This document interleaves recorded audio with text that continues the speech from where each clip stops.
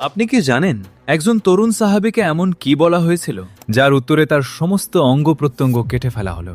তারপরও তিনি যে উত্তর দিয়েছিলেন তা আজও ঈমানদারদের হৃদয় কাঁপিয়ে দেয়। তিনি ছিলেন হাবিব ইবনে যায়েদ রাদিয়াল্লাহু আনহু।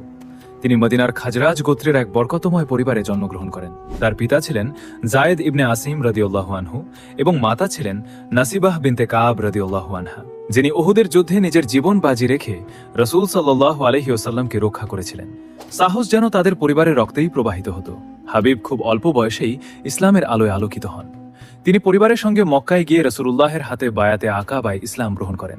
এরপর তিনি রাসূল সাল্লাল্লাহু আলাইহি ওয়াসাল্লামের সান্নিধ্যে বেড়ে ওঠেন, যা তার ঈমান ও সাহসকে আরও দৃঢ় করে তোলে। নবীজির ইন্তেকালের কাছাকাছি সময়ে বনু হানিফা গোত্রের মুসাইলামা নিজেকে নবী দাবি করে। সে অনেক মানুষকে বিভ্রান্ত করেছিল। একদিন সে নবীজির কাছে চিঠি পাঠিয়ে নবুয়াতের দাবি করে এবং অর্ধেক রাজত্ব চায়। নবীজি এর উত্তরে লিখলেন, পৃথিবী আল্লাহ